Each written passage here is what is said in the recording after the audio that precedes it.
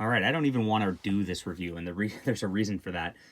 This is The Adventures of Red Sonja, and they're out of print. So, Volume 2 is impossible to find. Impossible to find. And that is the first issues of Red Sonja from Marvel Comics in the 70s. And the reason I don't want to do the review is because I really want to find that before I encourage other people to go pick this up and buy this and try to find it. So I would like to get my own copy. There are no other collected editions of this work out there. I think there's a rights issue with the character of Red Sonja personally between, Marvel's got Conan back, but I don't think they have this back. And it's just messy. So there's no other way to get this. I don't like thin trades of stuff like this anyway. But this is a 3-volume series, and that second volume is just impossible to find. This one should be also. I don't know why it's not, but it's Marvel Feature Presents 1 through 7, which has the Red Sonja character, which premiered in Conan the Barbarian, now by Roy Thomas also. Now, she was in, I think, 2 issues of Conan. There's one where she was kind of fighting along with him and flirting along with him, and then she kind of rode off into the sunset. And that was that. And I guess the character was popular, so they kind of tried her out in this Marvel feature before giving her her own series. So Roy Thomas wrote most of this, but Bruce Jones did write a couple of them also. And at the beginning, you get Esteban Marito, Neil Adams. You get just beautiful work on here. And Ernie Chan. This is awesome art to start out with. I was like, wow, this is cool. I do love Neil Adams art in general. You see just... I mean, they really were going for the cheesecake beautiful girls in this, as Red Sonja comes into her own and escapes her little kingdom, and that's the first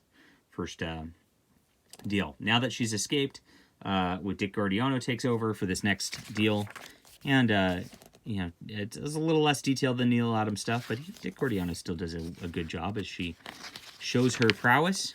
And then Frank Thorne starts. Now, Frank Thorne is really well known for his art on her book, and it starts here. He is very much a cheesecake girl artist, always has been. He worked for Playboy and went a step further than what you see in the Marvel Red Sonja stuff here.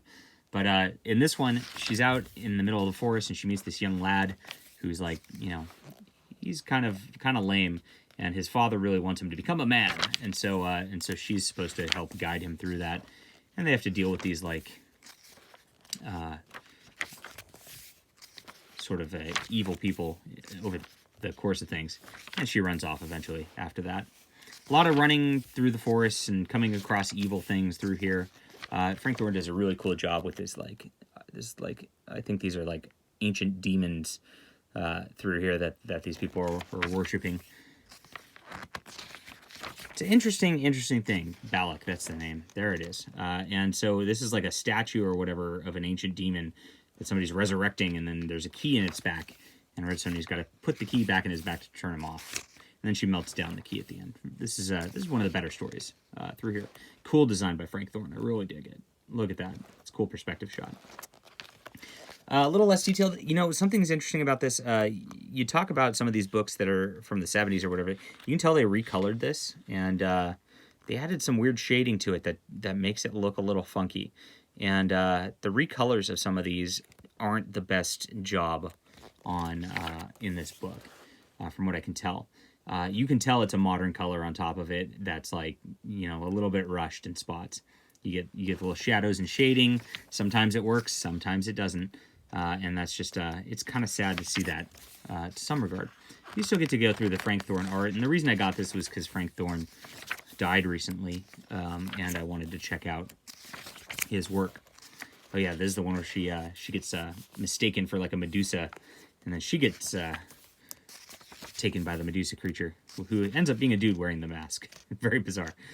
Fun, absolutely fun adventure here. Good fantasy stuff, which is really well worth reading. All these are like 14, 16 page stories as we go through here.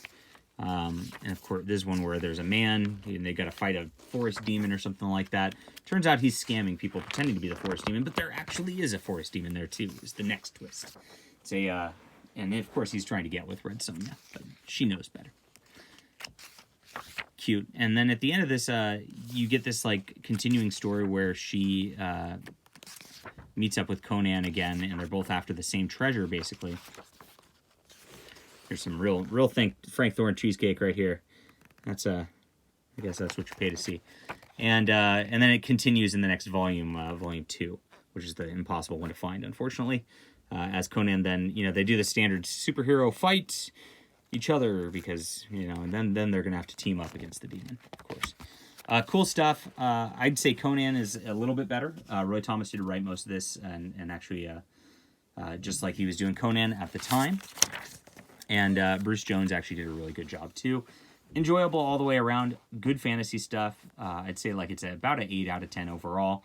Some of the art gets a little washed out from those colors. And some of it's just like, it seems a little rushed in spots. So it is what it is. But good comic history. Appreciate seeing the Frank Thorne stuff. And that's it. Hit that like and subscribe button, everybody. We'll be back soon.